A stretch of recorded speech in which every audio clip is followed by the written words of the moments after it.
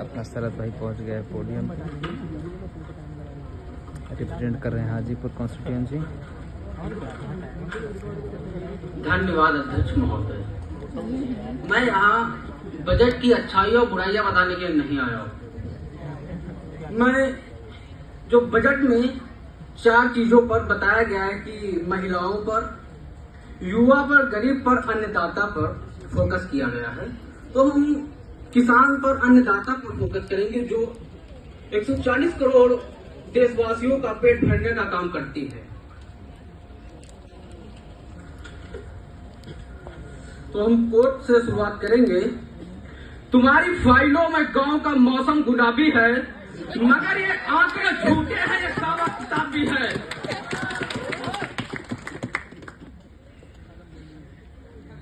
झील में पानी बरसता है, हमारे देश में खेत पानी को तरसता है, हमारे देश में जिंदगी का हाल खस्ता है, हमारे देश में दूध महंगा, खून सस्ता है, हमारे देश में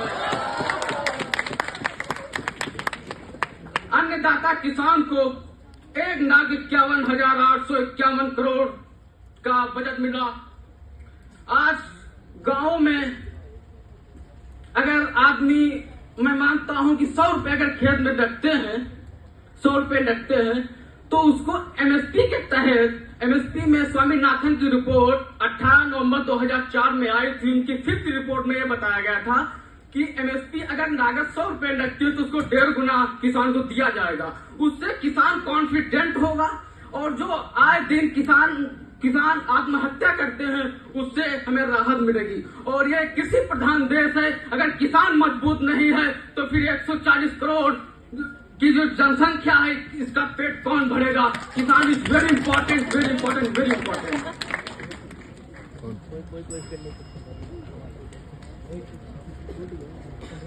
Do you have any questions on the floor? Ravi.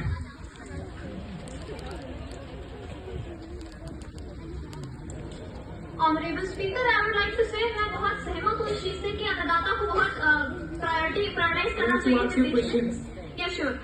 But total budget of 1.52 lakh crore has been allotted to the agriculture sector only. Free विद्युत सेवा मिल रही है, सब्सिडी प्रोवाइड की जा रही है, इंश्योरेंस से प्रोवाइड किया जा रहा है।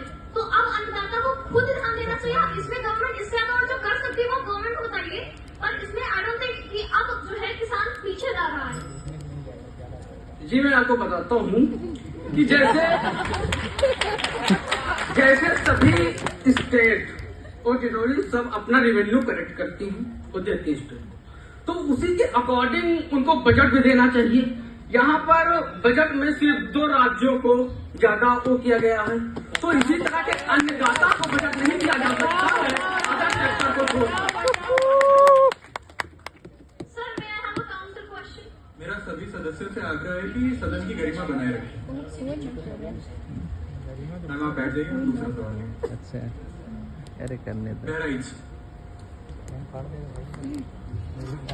क्या भाई बहराइच जी मैं आपसे ये पूछना चाहता हूँ कि हर कोई एग्रीकल्चर सेक्टर में एमएसपी के पीछे हाथ धो के पड़ गया है। एमएसपी मिल गई, उसके बाद क्या? हमारे एग्रीकल्चर सेक्टर को मॉडर्नाइजेशन, इंफ्रास्ट्रक्चर, एडवांसमेंट और कितने इंसेंटिव्स मिल रहे हैं? क्या हम लोगों ने कभी भी डिस्काउंट एम्प्लॉयमेंट के बारे में बात की? एग्रीकल्चर सेक्टर को MSP and everything what they need they are getting, including loans and all the incentives which they require. But no one talks about disguised employment and the more number of people required. अपना सवाल संक्षेप में पूछें। जितने लोग चाहिए उससे ज्यादा लोग एग्रीकल्चर में हैं, उसे डिस्गाइज एम्प्लॉयमेंट कहते हैं। उसका समाधान कहाँ से निकलेगा और कौन ये सदस्य आप जवाब दें। जवाब दें।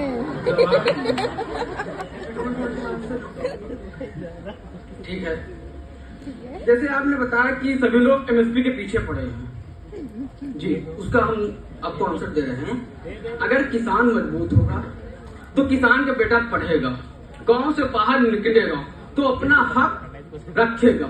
और अगर किसान के पास पैसा नहीं होगा, किसान की फसल अगर उसका न्यूनतम मूल्य नहीं मिलेगा तो कैसे किसान आगे बढ़ेगा? जब किसान आगे बढ़ेगा, अपने उसका बच्चा आगे बढ़ेगा, उसको पता है रियलिटी क्या होती है।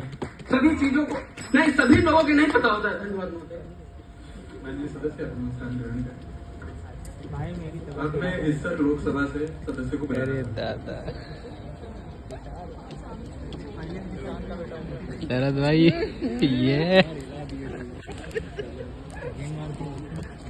Followed by Patna Sahib. मार दिया भाई। Delegate of Patna Sahib, BJP.